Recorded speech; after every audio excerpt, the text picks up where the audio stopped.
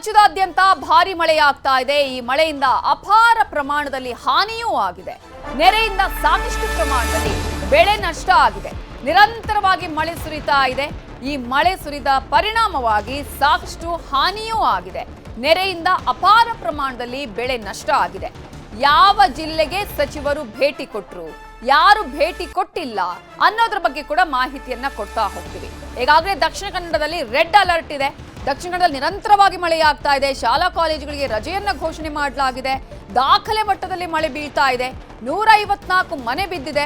300 kilometre ರಸ್ತೆ ಹಾಳಾಗಿದೆ.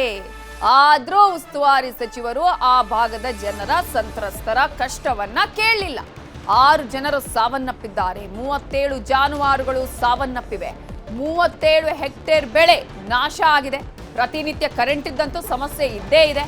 ಆದ್ರೂ ಅಲ್ಲಿನ ಉಸ್ತುವಾರಿ ಸಚಿವರಾಗಿರುವ ಆರೋಗ್ಯ ಸಚಿವರು ಆಗಿರುವಂತಹ ದಿನೇಶ್ ಗುಂಡೂರಾವ್ ಅವರು ಇದೀಗ ಅಲ್ಲಿಗೆ ಭೇಟಿಯನ್ನ ಕೊಟ್ಟಿಲ್ಲ. ಮಳೆ ಸಂಕಷ್ಟವನ್ನ ತಂದೊಡ್ತಾ ಇದೆ. ನಿರಂತರ ಮಳೆ. ನಾವು ಪ್ರತಿನಿತ್ಯ ಹೇಳ್ತಾ ಇರ್ತೀವಿ, ಯಾವ್ದಾದ್ರೂ ರೆಡ್ ಅಲರ್ಟ್ ಇದೆ ಅಥವಾ ಯೆಲ್ಲೋ ಅಲರ್ಟ್ ಇದೆ, ಆರೆಂಜ್ ಅಲರ್ಟ್ ಜಿಲ್ಲೆಗಳನ್ನು ನಾವು ಗಮನಿಸಿದ್ರೆ ದಕ್ಷಿಣ ಕನ್ನಡ ಇದ್ದೇ ಇದೆ. ನಿರಂತರವಾಗಿ ಮಳೆ ಸುರಿತಾನೇ ಇದೆ. ಕಳೆದ ಹಲವು ದಿನಗಳಿಂದಲೂ ಕೂಡ ರೆಡ್ ಅಲರ್ಟ್ ಇದೆ. ಶಾಲಾ ಕಾಲೇಜುಗಳಿಗೆ ಅಲ್ಲಿ ರಜೆಯನ್ನ ಘೋಷಣೆ ಮಾಡಲಾಗಿದೆ. ಜನ ಹೊರಗೆ ಬರೋದಕ್ಕೂ ಸಾಧ್ಯ ಆಗದಂತಹ ಪರಿಸ್ಥಿತಿ ನಿರ್ಮಾಣ ಆಗಿದೆ. ಇಂತಹ ಸಂದರ್ಭದಲ್ಲಿ ಉಸ್ತುವಾರಿ ಸಚಿವರು ಭೇಟಿನೇ ಕೊಟ್ಟಿಲ್ಲ. ಇದೇ ವಿಚಾರಕ್ಕೆ ಸಂಬಂಧಪಟ್ಟ ಹಾಗೆ ಇನ್ನಷ್ಟು ಡೀಟೇಲ್ಸ್ ಅನ್ನ ಕೊಡೋದಕ್ಕೆ ನಮ್ಮ ರಿಪೋರ್ಟರ್ ಕಿಶನ್ ಶೆಟ್ಟಿ ನೇರ ಸಂಪರ್ಕದಲ್ಲಿ ಜಾಯ್ನ್ ಆಗಿದ್ದಾರೆ. ಕಿಶನ್ ಶೆಟ್ಟಿ, ನಿರಂತರವಾಗಿ ಮಳೆ ಸುರಿತಾನೇ ಇದೆ. ದಕ್ಷಿಣ ಕನ್ನಡದಲ್ಲಿ ಬಿಟ್ಟು ಬಿಡದೆ ಮಳೆ ಆಗ್ತಾ ಇದೆ. ರೆಡ್ ಅಲರ್ಟೇ ಇದೆ. ಇಂತಹ ಸಂದರ್ಭದಲ್ಲಿ ಸಾಕಷ್ಟು ಬೆಳೆಗಳು ನಾಶ ಆಗಿದೆ. ಸಾಕಷ್ಟು ಹಾನಿ ಆಗಿರುವಂತಹ ಸಂದರ್ಭದಲ್ಲಿ ಉಸ್ತುವಾರಿ ಸಚಿವರು ಯಾವಾಗ ಬಂದಿದ್ರು? ಜನರ ಸಮಸ್ಯೆಗಳನ್ನ ಆಲಿಸಿದಾರಾ ಅಲ್ಲಿ? ನವಿತಾ, ದಕ್ಷಿಣ ಕನ್ನಡ ಜಿಲ್ಲೆಗೆ ಮಳೆ ಏನು ಹೊಸತಲ್ಲ. ಆದರೆ ಈ ಬಾರಿ ಕಂಡು ಕೇಳಿರದಷ್ಟು ಮತ್ತು ಊಹಿಸದಷ್ಟು ಮಳೆ ಬಂದಿರುವಂಥದ್ದು. ಹಾಗಾಗಿ ಅಪಾರ ಹಾನಿಯಾಗಿದೆ. ಅದು ರಸ್ತೆ ಆಗಿರ್ಬೋದು, ಸೇತುವೆ ಆಗಿರ್ಬೋದು, ಮೆಸ್ಕಾಂ ಇಲಾಖೆನ ವಿದ್ಯುತ್ ಕಂಬ ಆಗಿರ್ಬೋದು, ಇಲ್ಲಿನ ಜನ ಅತಿ ಹೆಚ್ಚಾಗಿ ನಂಬಿಕೊಂಡು ಬಂದಿರುವಂತಹ ಕೃಷಿ ಕೂಡ ಆಗಿರ್ಬೋದು, ಎಲ್ಲದಕ್ಕೂ ಕೂಡ ಈಗ ನಾಶ ಆಗಿರುವಂಥದ್ದು. ಅಡಿಕೆ ಕೃಷಿ ಸಂಪೂರ್ಣವಾಗಿ ಹಾನಿಯಾಗಿದೆ. ಮಳೆ ತೀವ್ರವಾಗುತ್ತಿರುವ ಹಿನ್ನೆಲೆಯಲ್ಲಿ ಜಿಲ್ಲೆಯ ಹಲವು ಗ್ರಾಮೀಣ ಭಾಗಗಳು ಅಂದ್ರೆ ಸುಳ್ಯ, ಪುತ್ತೂರು, ಬೆಳ್ತಂಗಡಿ, ಬಂಟ್ವಾಳ ಇನ್ನಿತರ ಗ್ರಾಮೀಣ ಭಾಗಗಳಲ್ಲಿ ಅಡಿಕೆ ಸಂಪೂರ್ಣವಾಗಿ ನಾಮಾವಶೇಷ ಆಗಿದೆ. ಯಾವುದೇ ರೀತಿಯಾಗಿ ಈ ಸಲ ಬೆಳೆಗಾರನ ಕೈಗೆ ಸಿಗುವಂಥದ್ದು ಬಹುತೇಕ ಅನುಮಾನ ಆಗಿದೆ. ಹಾಗೂ ಕೃಷಿಕ ಸಾಕಷ್ಟು ಕಷ್ಟವನ್ನು ಅನುಭವಿಸ್ತಿದ್ದಾನೆ. ಜೊತೆಗೆ ಇಲ್ಲಿನ ಜನ ಕೂಡ ಅಷ್ಟೇ. ಆ ಮಳೆ ತೀವ್ರವಾಗ್ತದ ಸಂದರ್ಭದಲ್ಲಿ ರಸ್ತೆಗಳು ಎಲ್ಲವೂ ಕೂಡ ಹೊಂಡ ಗುಂಡಿಯಿಂದ ತುಂಬಿ ಹೋಗಿದೆ. ಹಲವು ಜನ ಈಗಾಗಲೇ ಆಸ್ಪತ್ರೆಗೆ ಸೇರಿದ್ದಾರೆ. ಪ್ರತಿದಿನ ಆಕ್ಸಿಡೆಂಟ್ಗಳು ವರದಿ ಆಗ್ತಾ ಇದೆ. ಆ ಮೆಸ್ಕಾಂ ಇಲಾಖೆಯಿಂದ ಸಾಕಷ್ಟು ಹಾನಿ ಕೂಡ ಆಗಿರುವಂಥದ್ದು. ಆ ಸುಳ್ಯದಂತಿನ ತಾಲೂಕಿನ ಕುಗ್ರಾಮಗಳಿಗೆ ಇವತ್ತಿಗೂ ಕೂಡ ಕರೆಂಟ್ ಇಲ್ಲದೆ ಸುಮಾರು 10-15 ದಿನಗಳು ಆಗ್ತಾ ಬಂತು. ಇಷ್ಟೆಲ್ಲ ಸಮಸ್ಯೆಗಳ ಸರಮಾಲೆ ಇದ್ರೂ ಕೂಡ ಸರ್ಕಾರ ಮಾತ್ರ ಕಣ್ಣು ಮುಚ್ಚಿ ಕೂತಿದೆ. ಜಿಲ್ಲಾ ಉಸ್ತುವಾರಿ ಸಚಿವರು ಸ್ವತಃ ಆರೋಗ್ಯ ಸಚಿವರಾದಂತಹ ದಿನೇಶ್ ಗುಂಡೂರಾವ್ ಅವರು ಜಿಲ್ಲೆಗೆ ಬಂದಿಲ್ಲ ಅಂತೇನಿಲ್ಲ. ಆದ್ರೆ ಮಳೆ ಹಾನಿ ಕುರಿತಾಗಿ ಯಾವುದೇ ರೀತಿಯಾಗಿ ಸಭೆಗಳನ್ನ ತೀವ್ರಗತಿಯಲ್ಲಿ ಮಾಡ್ತಾ ಇಲ್ಲ. ಅಧಿಕಾರಿಗಳಿಗೆ ಸ್ಪಷ್ಟವಾದ ನಿರ್ದೇಶನವನ್ನು ಕೊಡ್ತಾ ಇಲ್ಲ. ಸಮಸ್ಯೆಯನ್ನ ಅನುಭವಿಸ್ತಿರುವಂತಹ ಜನರ ಬಳಿಗೆ ಅಧಿಕಾರಿಗಳು ಹೋಗ್ತಾ ಇಲ್ಲ. ಅವರೇ ಫೈಲ್ಗಳನ್ನು ಇಟ್ಕೊಂಡು ಪಂಚಾಯತ್ಗಳಿಗೆ ಅಥವಾ ತಾಲೂಕು ಪಂಚಾಯತ್ಗೆ ಹೋಗಬೇಕು, ಈ ರೀತಿಯಾಗಿ ಬೆಳೆ ಹಾನಿಯಾಗಿದೆ, ಪರಿಹಾರ ಕೊಡಿ ಅಂತೇಳಿ. ಹಾಗಾಗಿ ಜನರೇ ಸಾಕಷ್ಟು ತೊಂದರೆಯನ್ನು ಅನುಭವಿಸ್ತಿದ್ದಾರೆ. ಉಸ್ತುವಾರಿ ಸಚಿವರು ಇವತ್ತಿನ ಕಾರ್ಯಕ್ರಮದಲ್ಲಿ ಕೂಡ ದಕ್ಷಿಣ ಕನ್ನಡ ಜಿಲ್ಲೆಯ ವಿವಿಧ ಭಾಗಗಳಲ್ಲಿ ಹೋಗಿದ್ದಾರೆ. ಆದ್ರೆ ಬೆಳೆ ಹಾನಿಯ ಕುರಿತಾಗಿ ಯಾವುದೇ ರೀತಿಯಾದಂತಹ ಸಭೆಗಳು ಆಗಿರ್ಬೋದು, ಪರಿಹಾರವನ್ನ ಒದಗಿಸುವ ನಿಟ್ಟಿನಲ್ಲಿ ಅಧಿಕಾರಿಗಳಿಗೆ ಕೊಡಬೇಕಾದಂತಹ ನಿರ್ದೇಶನಗಳು ಆಗಿರ್ಬೋದು, ಯಾವುದೂ ಕೂಡ ಕೊಡ್ತಾ ಇಲ್ಲ. ಹಾಗಾಗಿ ಜನ ಆಗ್ರಹ ಮಾಡ್ತಾ ಇದ್ದಾರೆ. ಜಿಲ್ಲಾಧಿಕಾರಿಗಳ ಕಚೇರಿಯ ಎದುರಲ್ಲಿ ಹೋರಾಟವನ್ನು ಮಾಡೋದಾಗಿ ಕೂಡ ವಿವಿಧ ರೈತ ಸಂಘಟನೆಗಳು ಕೂಡ ಎಚ್ಚರಿಕೆ ಹುಟ್ಟಿದೆ. ಹಾಗಾಗಿ ಜಿಲ್ಲಾಧಿಕಾರಿಗಳ ನೇತೃತ್ವದಲ್ಲಿ ಅತಿ ಬೇಗವಾಗಿ ಒಂದು ಸಭೆಯನ್ನ ಮಾಡಬೇಕು. ಯಾರು ಪರಿಹಾರ ಕೊಡಬೇಕು ಅಂತ ಹೇಳಿ ಜನ ಆಗ್ರಹಿಸ್ತಿದ್ದಾರೆ ಅಥವಾ ನಿಜವಾದ ಸಂತ್ರಸ್ತರು ಯಾರಿದ್ದಾರೆ, ಕೃಷಿಕರಿದ್ದಾರೆ, ಅವರಿಗೆ ಸರ್ಕಾರ ಪರಿಹಾರವನ್ನು ಕೊಡಬೇಕೆಂಬ ಆಗ್ರಹವನ್ನು ಇಲ್ಲಿನ ಜನ ಮಾಡ್ತಾ ಇರುವಂತದ್ದು. ನವಿತಾ, ಜಿಲ್ಲಾಡಳಿತದ ಸ್ಪಂದನೆ ಯಾವ ರೀತಿ ಆಗಿದೆ? ಯಾವಾಗಾದ್ರೂ ಈಗಾಗಲೇ ಜಿಲ್ಲಾ ಉಸ್ತುವಾರಿ ಸಚಿವರಾದಂತಹ ದಿನೇಶ್ ಗುಂಡೂರಾವ್ ಅವರು ಬರುವಂತಹ ಒಂದು ವೇಳಾಪಟ್ಟಿ ಏನಾದ್ರೂ ಆಗಿದೆಯಾ? ಇಮಿಡಿಯೇಟ್ ಆಗಿ ಬರುವಂತಹ ಸಾಧ್ಯತೆಗಳೇನಾದ್ರೂ ಕಾಣಿಸ್ತಾ ಇದೆಯಾ? ಹೇಗೆ? ಜಿಲ್ಲಾಧಿಕಾರಿಗಳು ಮತ್ತು ಜಿಲ್ಲಾಡಳಿತ ಆಯಾ ತಾಲೂಕಿನ ತಹಶೀಲ್ದಾರ್ ಆಗಿರ್ಬೋದು ಮತ್ತು ಗ್ರಾಮ ಪಂಚಾಯತ್ನ ಪಿಡಿಒಗಳಿಗೆ ಸರ್ವ ಅಧಿಕಾರವನ್ನ ಕೊಟ್ಟಿದೆ. ಯಾವ ಭಾಗದಲ್ಲಿ ಬೆಳೆ ಹಾನಿಯಾಗಿದೆ ಅಥವಾ ನಿಜವಾದ ರೈತರು ಎಲ್ಲಿ ಸಂಕಷ್ಟವನ್ನು ಅನುಭವಿಸ್ತಿದ್ದಾರೆ ಅಂಥವರ ವಿವರಗಳನ್ನು ಕೊಡಬೇಕು ಮತ್ತು ಅವರಿಗೆ ಸರ್ಕಾರ ಕೊಡುವಂತಹ ಪರಿಹಾರವನ್ನು ಕೊಡಬೇಕು ಅನ್ನೋದನ್ನ ಈಗಾಗಲೇ ಆದೇಶ ರೂಪದಲ್ಲಿ ಕೊಟ್ಟಿದೆ. ಆದರೆ ಅದು ಆದೇಶ ಕಡತದಲ್ಲಿ ಮಾತ್ರ ಬಾಕಿಯಾಗಿದೆ ಹೊರತಾಗಿ ಅದು ಕೆಳಸ್ತರ ಬಂದು ತಲುಪ್ತಾ ಇಲ್ಲ. ನಿಜವಾದ ಸಂತ್ರಸ್ತರಿಗೆ ಎಲ್ಲಿ ಹೋಗಬೇಕು, ಸರ್ಕಾರದಿಂದ ಪರಿಹಾರ ಹೇಗೆ ತೆಗೆದುಕೊಳ್ಬೇಕು ಮಾಡಬೇಕು ಅನ್ನೋದು ಇಂದಿಗೂ ಕೂಡ ಅದು ನಿಗೂಢವಾಗಿದೆ ಮತ್ತು ಜನ ಇವತ್ತಿಗೂ ಕೂಡ ಅಪಾರವಾಗಿ ಕೃಷಿಯಲ್ಲಿ ನಾಶವನ್ನು ಅನುಭವಿಸಿದ್ದಾರೆ. ಯಾಕಂದ್ರೆ ಕಳೆದ 4-5 ದಿನಗಳಿಂದ ಗಮನಿಸ್ತಾ ಇದ್ದೀವಿ, ಮಳೆ ಬಿಟ್ಟು ಬಿಡದೆ ಬರ್ತಾ ಇರುವಂತದ್ದು. ಹಾಗಾಗಿ ಕೃಷಿ ತೋಟಗಳಿಗೆ ನೀರು ನುಗ್ಗಿದೆ ಮತ್ತು ನೇತ್ರಾವತಿ, ಕುಮಾರಧಾರ ನದಿಯಲ್ಲಿ ಕೂಡ ಅತಿ ಹೆಚ್ಚಿನ ನೀರಿನ ಹರಿವು ಕಂಡು ಬಂದ ಹಿನ್ನೆಲೆಯಲ್ಲಿ ನದಿ ಪಾತ್ರದ ಹಲವು ಕೃಷಿ ತೋಟಗಳು ಮುಳುಗಡೆಯಾಗಿದೆ. ಈಗಾಗಲೇ ಜಿಲ್ಲಾಡಳಿತ, ಜಿಲ್ಲಾಧಿಕಾರಿಗಳು ಮತ್ತು ಸರ್ಕಾರ ಜೊತೆ ಸಮನ್ವಯದ ಕೊರತೆ ಎಲ್ಲೋ ಇದೆಯಾ ಅಂತ ಹೇಳಿ ಜನ ಮಾತಾಡಿಕೊಳ್ತಿದ್ದಾರೆ. ಯಾಕಂದ್ರೆ ಉಸ್ತುವಾರಿ ಸಚಿವರ ಕಾರ್ಯಕ್ರಮ ನಿಗದಿಯಾಗಿದೆ ಈಗಾಗಲೇ, ಆದ್ರೆ ಅಲ್ಲಿ ಮಳೆ ಹಾನಿ ಕುರಿತಾಗಿ ಆಗಬೇಕಾದಂತಹ ಸಭೆಗಳ ನಿರ್ಧಾರ ಇನ್ನೂ ಕೂಡ ಆಗಿಲ್ಲ. ಹಾಗಾಗಿ ಉಸ್ತುವಾರಿ ಸಚಿವರು ಬರುವಂತಹ ಸಂದರ್ಭದಲ್ಲಿ ಮಳೆ ಹಾನಿಯ ಕುರಿತಾಗಿ ಸಭೆಯನ್ನ ಮಾಡಬೇಕು, ಅಗತ್ಯವಾಗಿ ಜಿಲ್ಲಾಡಳಿತ ಕೈಗೊಳ್ಳಬೇಕಾದಂತಹ ಕ್ರಮಗಳ ಬಗ್ಗೆ ಅಧಿಕಾರಿಗಳಿಗೆ ಸೂಚನೆ ಕೊಡಬೇಕೆಂಬ ಆಗ್ರಹವನ್ನ ಇಲ್ಲಿನ ಜನ ಮಾಡ್ತಾ ಇರುವಂತದ್ದು. ನವಿತಾ, ಥ್ಯಾಂಕ್ ಯು ಕಿಶನ್ ಶೆಟ್ಟಿ ಡೀಟೇಲ್ಸ್ಗೆ. ದಕ್ಷಿಣ ಕನ್ನಡ ಆಯ್ತು, ಇದೀಗ ಕೊಪ್ಪಳ ಜಿಲ್ಲೆಯಲ್ಲಿ ಏನಾಗಿದೆ ನೋಡೋಣ. ಕೊಪ್ಪಳ ಜಿಲ್ಲೆಯಾದ್ಯಂತ ಭಾರಿ ಹಾನಿಯಾಗಿದೆ. 164 ಹೆಕ್ಟೇರ್ ಪ್ರದೇಶದ ಬೆಳೆ ನಷ್ಟ ಆಗಿದೆ. ಕೊಪ್ಪಳ ಜಿಲ್ಲೆಯಲ್ಲೂ ಅಷ್ಟೇ ನಿರಂತರವಾಗಿ ಮಳೆ ಸುರಿತಾನೇ ಇದೆ. ಮಳೆಗಾಲದಲ್ಲಿ ಮಳೆ ಬರಬಾರ್ದು ಅಂತ ಕೇಳೋದು ಅಲ್ಲ ನಾವು, ಅಥವಾ ಮಳೆ ಬರಬಾರ್ದು ಅಂತ ಹೇಳೋದು ಅಲ್ಲ. ಆದರೆ ಮಳೆಗಾಲದ ಸಂದರ್ಭದಲ್ಲಿ ಮಳೆಯಿಂದ ಸಾಕಷ್ಟು ಹಾನಿ ಆಗ್ತಾ ಇರುವಂಥದ್ದು, ಬೆಳೆ ನಾಶ ಆಗ್ತಾ ಇರುವ ಸಂದರ್ಭದಲ್ಲಿ ಕ್ರಮಗಳನ್ನ ಕೈಗೊಳ್ಳಬೇಕಾಗಿರುವಂಥದ್ದು ಉಸ್ತುವಾರಿ ಸಚಿವರುಗಳು ಅಲ್ಲಿ ಜಿಲ್ಲೆಗೆ ಹೋಗಬೇಕಾಗಿರೋದು, ಭೇಟಿಯನ್ನ ಕೊಡಬೇಕು, ಏನಾಗಿದೆ ಅಂತ ಪರಿಶೀಲನೆ ಮಾಡಬೇಕಾಗಿರೋದು. ಆದ್ರೆ ಅದು ಯಾವುದು ನಡೀತಾ ಇಲ್ಲ. ರೈತರು ತಲೆ ಮೇಲೆ ಕೈ ಹೊತ್ತು ಕೂತಿದ್ದಾರೆ. 164 ಹೆಕ್ಟೇರ್ ಪ್ರದೇಶದ ಬೆಳೆ ನಷ್ಟ ಆಗಿದೆ. ಮೆಕ್ಕೆಜೋಳ, ಹೆಸರು ಬೆಳೆ ಬಹುತೇಕ ನಾಶ ಆಗಿದೆ. ಇದುವರೆಗೂ ಜಿಲ್ಲಾ ಉಸ್ತುವಾರಿ ಸಚಿವರು ಜಿಲ್ಲೆಗೆ ಆ ಕಡೆ ಮುಖ ಮಾಡಿಲ್ಲ, ಜಿಲ್ಲೆಗೆ ಭೇಟಿ ಕೊಟ್ಟಿಲ್ಲ. ಶಿವರಾಜ್ ತಂಗಡಗಿ ಅವರು ಮಳೆ ಹಾನಿ ಪ್ರದೇಶಕ್ಕೆ ಭೇಟಿ ಕೊಟ್ಟಿಲ್ಲ ಸಚಿವರು. ಏನೇನಾಗಿದೆ, ಎಷ್ಟು ಬೆಳೆ ನಾಶ ಆಗಿದೆ, ರೈತರ ಪರಿಸ್ಥಿತಿ ಏನಿದೆ, ರೈತರು ಯಾವ ಸ್ಥಿತಿಯಲ್ಲಿದ್ದಾರೆ, ಯಾವ್ಯಾವ ಪ್ರದೇಶಗಳು ಮುಳುಗಡೆ ಆಗಿದೆ, ಯಾವುದರ ಬಗ್ಗೆನೂ ಕೂಡ ತಲೆ ಕೆಡಿಸಿಕೊಂಡಿಲ್ಲ ಉಸ್ತುವಾರಿ ಸಚಿವರಾಗಿರುವಂತಹ ಶಿವರಾಜ್ ತಂಗಡಗಿ ಅವರು. ಆ ಭಾಗದ ಜನ ಹೇಳ್ತಿದ್ದಾರೆ 164 ಹೆಕ್ಟೇರ್ನಷ್ಟು ಬೆಳೆ ನಾಶ ಆಗಿದೆ, ನಾವು ಬೆಳೆದ ಮೆಕ್ಕೆಜೋಳ ಬೆಳೆ ಹಾನಿಯಾಗಿದೆ, ಹೆಸರು ಬೆಳೆ ನಷ್ಟ ಆಗಿದೆ, ಪರಿಹಾರ ಕೊಡಿ ಅಂತ ಹೇಳಿ ಸರ್ಕಾರಕ್ಕೆ ಈಗ ವರದಿ ಕೊಡೋದಿಕ್ಕೂ ಕೂಡ ಮನವಿ ಮಾಡ್ತಾ ಇದ್ದಾರೆ.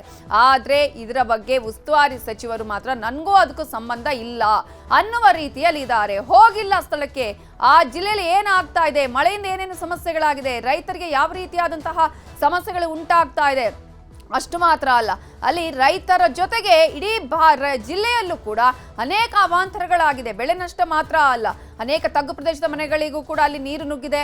ಹಲವು ಕಡೆಗಳಲ್ಲಿ ನಾನಾ ಅವಾಂತರಗಳನ್ನ ಸೃಷ್ಟಿ ಮಾಡಿದೆ. ಸೇತುವೆಗಳು ಅನೇಕ ಕಡೆಗಳಲ್ಲಿ ಕುಸಿದಿರೋದನ್ನ ಕೂಡ ನಾವು ತೋರಿಸ್ತಾ ಇದ್ವಿ.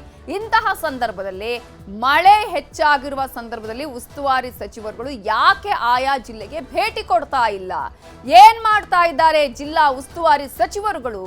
ಸರ್ಕಾರ ಇದರ ಬಗ್ಗೆ ಗಮನವನ್ನ ವಹಿಸಬೇಕಾಗತ್ತೆ. ಮುಖ್ಯಮಂತ್ರಿಗಳು ಇದರ ಕಡೆ ಗಮನವನ್ನ ವಹಿಸಬೇಕು. ಮುಖ್ಯಮಂತ್ರಿಗಳೇ ಚಾಟಿ ಬೀಸಬೇಕಾ ಹಾಗಾದ್ರೆ ಜಿಲ್ಲಾ ಉಸ್ತುವಾರಿ ಸಚಿವರುಗಳಿಗೆ ಹೋಗಿ ಏನಾಗ್ತಾ ಇದೆ ನೋಡಿ ಅನ್ನೋದನ್ನ, ಅಲ್ಲಿನ ಒಂದು ಪರಿಸ್ಥಿತಿಯ ಅವಲೋಕನ ಮಾಡಿ, ಪರಿಶೀಲನೆ ಮಾಡಿ ಅಂತ ಹೇಳಿ ಖುದ್ದು ಸಿದ್ದರಾಮಯ್ಯ ಅವರು ಹೇಳಿದ್ರೆ ಮಾತ್ರ ಹೋಗ್ತಾರಾ ಹಾಗಾದ್ರೆ ಸಚಿವರುಗಳು ಅನ್ನುವ ಪ್ರಶ್ನೆ ಇದೆ ಇಲ್ಲಿ.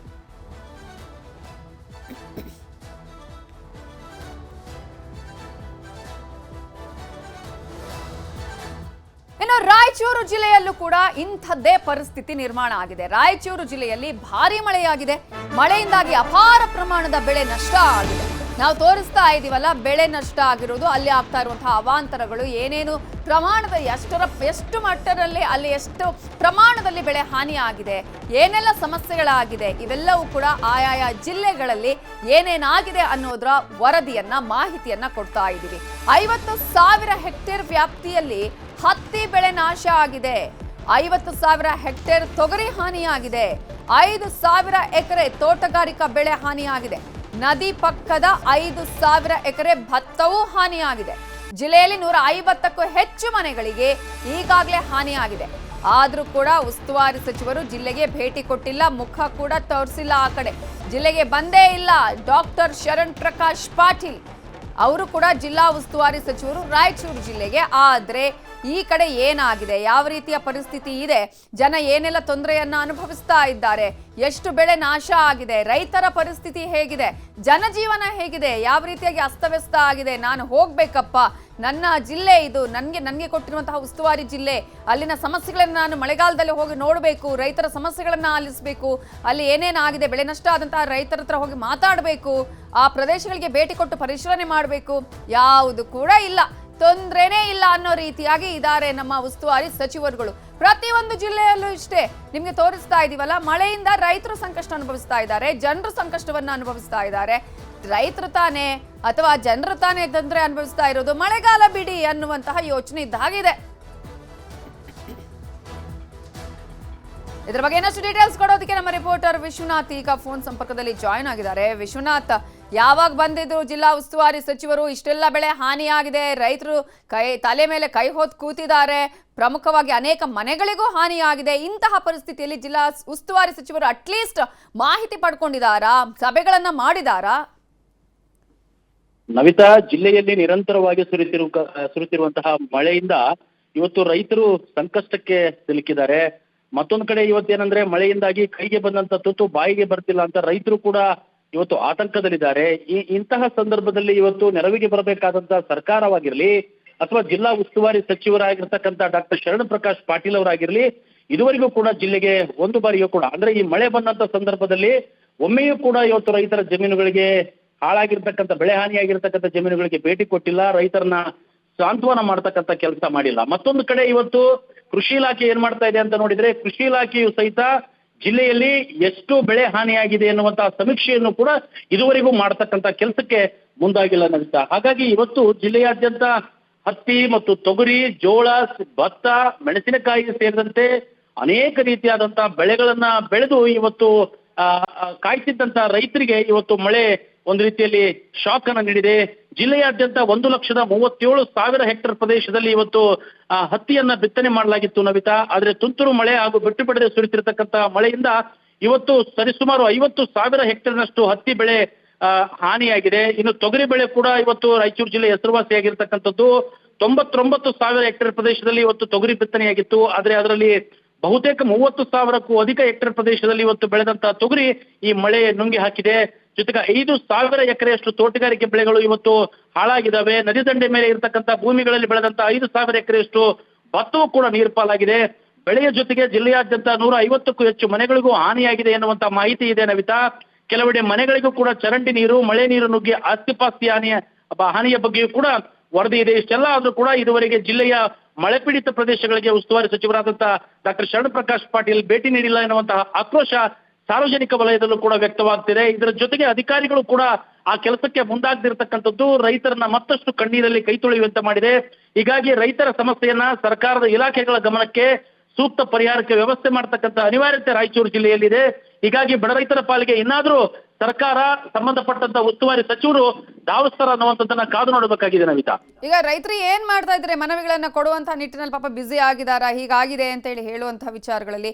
ಅಷ್ಟು ಮಾತ್ರ ಅಲ್ಲ, ಪಂಚಾಯತ್ಗಳಿಗೆ ಎಡಕಾಡುವಂತಹ ಪರಿಸ್ಥಿತಿ ನಿರ್ಮಾಣ ಆಗಿದೆಯಾ? ಜಿಲ್ಲಾಡಳಿತ ಹೇಗೆ ಸ್ಪಂದಿಸ್ತಾ ಇದೆ ವಿಶ್ವನಾಥ್? ನವಿತಾ, ರಾಯಚೂರು ಜಿಲ್ಲೆಯಲ್ಲಿ ಇರ್ತಕ್ಕಂಥ ರೈತರು ಈಗಾಗಲೇ ಜಿಲ್ಲಾಧಿಕಾರಿಗಳ ಒಂದು ಗಮನಕ್ಕೂ ಕೂಡ ಈ ವಿಚಾರವನ್ನ ತೆಗೆದುಕೊಂಡು ಬಂದಿದ್ದಾರೆ. ಆದ್ರೆ ಇಲ್ಲಿ ಕಟ್ಟುನಿಟ್ಟಿನ ಆದೇಶವನ್ನ ಅಟ್ಲೀಸ್ಟ್ ಕೃಷಿ ಇಲಾಖೆ ಅಧಿಕಾರಿಗಳಿಗೆ ಮಾಡಿ ಆ ಪ್ರತಿ ತಾಲೂಕು ಕೇಂದ್ರಗಳಲ್ಲಿ ಇರ್ತಕ್ಕಂತಹ ತಾಲೂಕಿನ ಅಧಿಕಾರಿಗಳು ಎಡಿ ಆಗಿರ್ಬೋದು, ಜೆಡಿ ಆಗಿರ್ಬೋದು, ಇವರೆಲ್ಲರನ್ನೂ ಕೂಡ ಇವತ್ತು ಬೆಳೆ ಹಾನಿಯ ಪ್ರದೇಶಕ್ಕೆ ಕಳುಹಿಸಿ ಎಷ್ಟು ಹಾನಿಯಾಗಿದೆ, ಯಾವ ಪ್ರಮಾಣದಲ್ಲಿ ಯಾವೆಲ್ಲ ಬೆಳೆಗಳು ನಷ್ಟವಾಗಿದ್ದಾವೆ ಎನ್ನುವಂಥದ್ದನ್ನ ಸಮೀಕ್ಷೆ ಮಾಡಿಸಿ ಅದರ ವರದಿಯನ್ನ ತರಿಸಿ ಅದನ್ನು ಸರ್ಕಾರಕ್ಕೆ ಸಲ್ಲಿಸಿ ಇವತ್ತು ಸರ್ಕಾರದಿಂದ ರೈತರಿಗೆ ಪರಿಹಾರವನ್ನು ಒದಗಿಸಿಕೊಡ್ತಕ್ಕಂಥ ಕೆಲಸ ಅಧಿಕಾರಿಗಳು ಕೂಡ ಮಾಡಬೇಕಾಗಿತ್ತು. ಆದ್ರೆ ಅಧಿಕಾರಿಗಳು ಕೂಡ ಆ ರೀತಿಯಾದಂತ ಯಾವ ಕೆಲಸವನ್ನು ಮಾಡ್ತಾ ಇಲ್ಲ ಎನ್ನುವಂತ ಅಳಲನ್ನ ರೈತರು ತೋಡ್ಕೊಳ್ತಾ ಇದ್ದಾರೆ ನವಿತಾ. Thank you Vishwanath ಡೀಟೇಲ್ಸ್ಗೆ.